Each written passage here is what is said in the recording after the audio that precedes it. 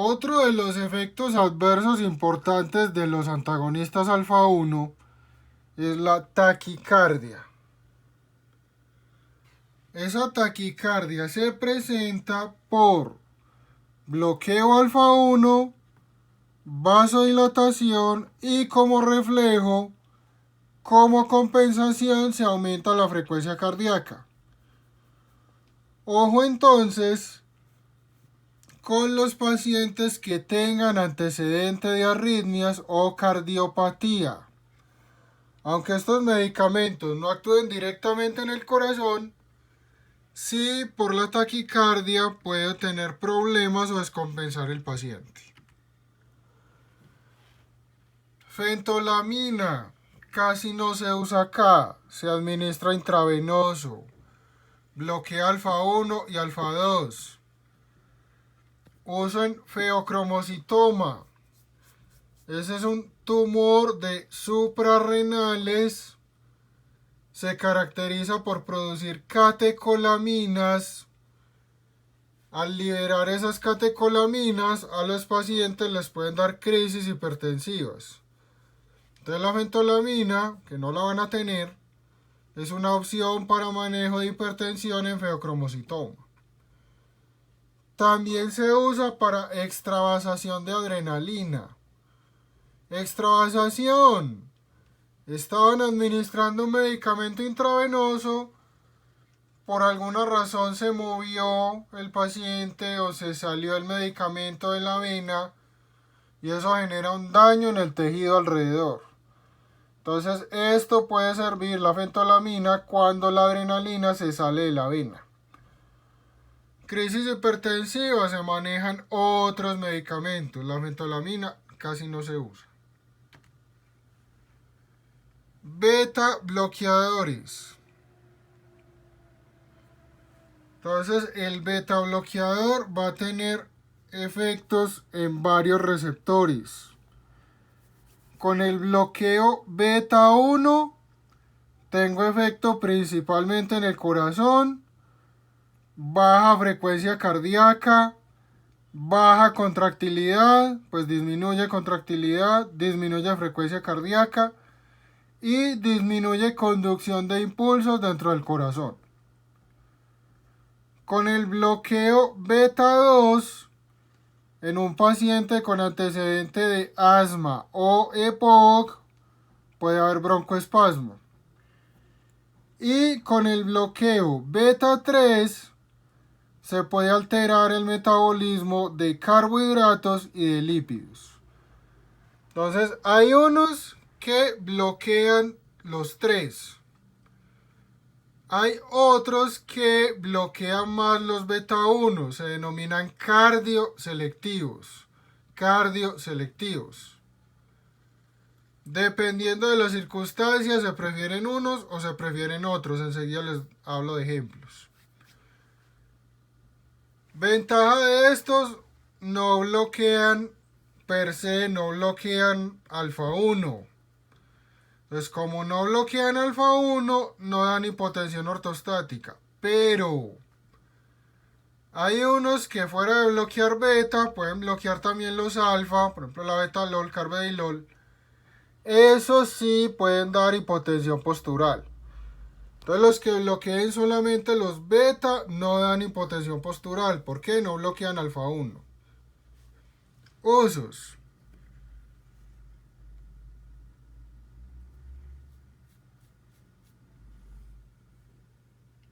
Entonces no selectivos bloquean los tres receptores, cardioselectivos bloquean más los beta 1. Usos entonces. Manejo de arritmias. Pero arritmias que no sean del ventrículo. Eso se denomina arritmia supraventricular, que se origina por encima del ventrículo. Estos en la conducción del ventrículo no actúan, no sirven. Entonces, como antiarrítmicos, pero arritmias supraventriculares. También para manejo de infarto agudo de miocardio. Estos mejoran la sobrevida a largo plazo. Entonces, paciente que haya tenido infarto, cuando está estable, dentro del tratamiento médico se le inicia un beta bloqueador. Falla cardíaca, mucho ojo. Para falla cardíaca, pero crónica. Paciente estable. Paciente que no esté descompensado. Entonces no se pueden usar en falla cardíaca aguda. Si el paciente tiene falla cardíaca aguda, está descompensado, yo le pongo un beta bloqueador. Uno, le tumbo la contractilidad. Eso le disminuye el gasto cardíaco y lo descompensa más. 2. Los beta bloqueadores generan retención de líquidos. Si tiene falla, le pongo el beta bloqueador y empieza a retener líquido, se descompensa más de la falla. Entonces, uso en falla cardíaca crónica. No se puede en falla aguda. Manejo de hipertiroidismo. Solo el propanolol. Los otros betabloqueadores no. ¿Por qué solo el propanolol? Porque disminuye la conversión periférica de T4 en T3. Entonces solo el propanolol hace eso, los otros betabloqueadores no. Por eso solo el propanolol sirve en hipertiroidismo. Adicional, ese paciente con hipertiroidismo va a tener taquicardia, va a tener hipertensión. El propanolol le ayuda a controlar esas manifestaciones. Entonces, propanolol uso en hipertiroidismo. Glaucoma. Se utilizan algunos como el timolol, ahorita lo menciono.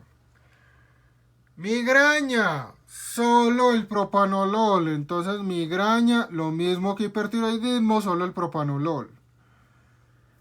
¿Por qué? Porque el propanolol atraviesa más la barrera hematoencefálica y tiene más efecto en el sistema nervioso central. Detalle: ese propanolol sirve para un esquema que se denomina profilaxis de migraña. Es decir, se administra para que el paciente no tenga el dolor, no presente la migraña, se reduzcan las crisis. Si ya tiene el dolor, si ya tiene la cefalea, si ya tiene la migraña, el propanolol no sirve. Entonces sirve es tomado todos los días, tenga o no dolor el paciente, para que le dé menos crisis. Entonces reduce la frecuencia de las crisis. Ese esquema se denomina profilaxis. Y no son de elección, son segunda opción, son alternativa en manejo de hipertensión arterial. Hay otras opciones que son mejores.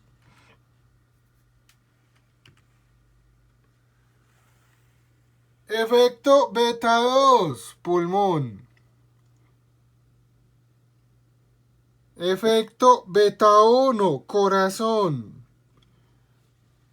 En el corazón puede tener parte del efecto terapéutico y parte de los efectos adversos. Propanolol, nadolol, pindolol, carvedilol son ejemplos de beta bloqueadores no selectivos. Bloquean beta 1, beta 2, beta 3.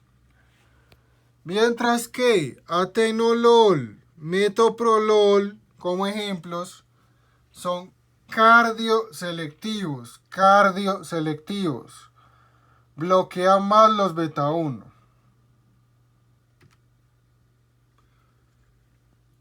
Los beta bloqueadores también se pueden dividir según el tiempo de vida media, de cuánto tiempo dura el efecto.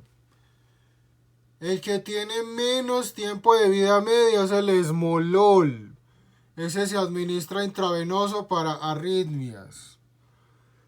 El metoprolol puede ser tartrato. Tiene un tiempo de vida media más corto. O puede ser succinato con doble C, succinato. Y ese tiene un tiempo de vida media mayor y el efecto dura más.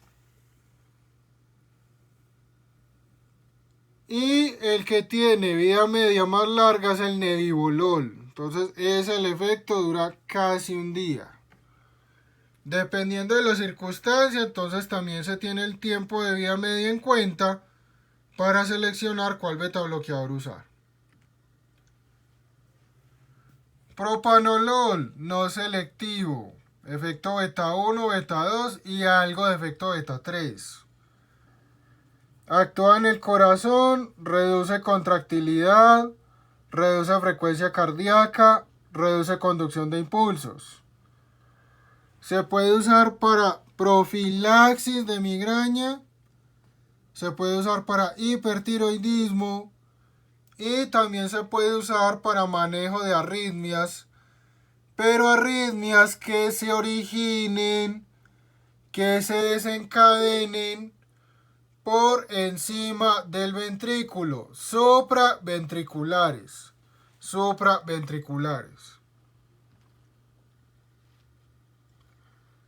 Problema: los pacientes con enfermedad arterial oclusiva crónica. Esos pacientes tienen menos flujo, tienen problema en las arterias, más en miembros inferiores, tienen flujo inadecuado. Si a usted a un paciente de esos le pone o le administra un beta bloqueador,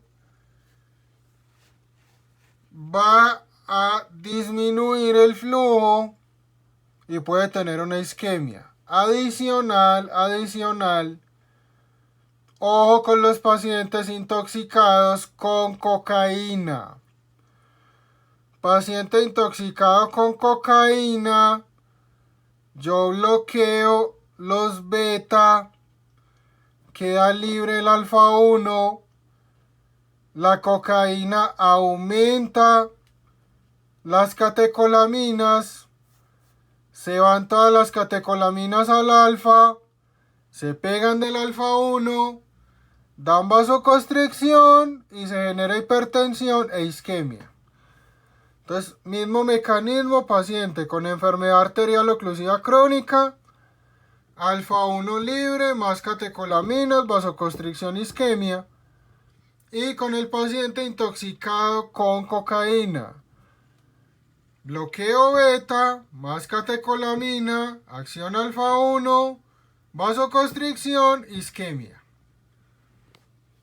También pueden alterar la parte de la glucosa y de los lípidos. Ojo con el paciente diabético. Los beta bloqueadores pueden favorecer, aumentar el riesgo de una hipoglicemia. Y lo otro, que el paciente, si le da la hipoglicemia, no se dé cuenta. Los síntomas iniciales de la hipoglicemia son por activación del sistema simpático. Si yo bloqueo el simpático y bloqueo los beta, ese paciente no va a tener taquicardia y palpitaciones, no va a tener sudoración, no se va a dar cuenta, le va a empeorar la hipoglicemia y puede hacer una convulsión. Entonces, o con pacientes diabéticos, mejor no usar beta bloqueadores. Efectos adversos. Paciente con antecedente de POC o de asma puede tener broncoespasmo. Lo otro, paciente hipertenso o paciente con otra patología como hipertiroidismo o migraña, si le quitan el beta bloqueador en forma brusca, en forma súbita, vuelve y presenta el cuadro que tenía antes. Hipertenso, suspendió el beta bloqueador, le da una crisis hipertensiva. Migraña, suspendió de una el beta bloqueador, le empeora la migraña. Eso se llama cuadro de rebote. Al paciente le da la patología o la clínica que tenía antes y le da peor.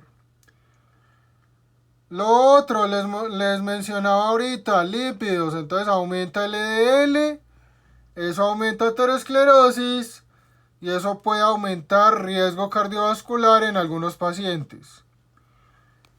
Y como el propanolol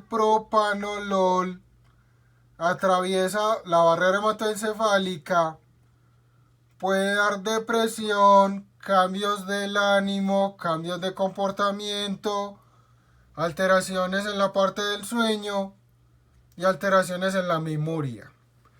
Entonces también riesgo de efectos neurológicos por atravesar la barrera hematoencefálica.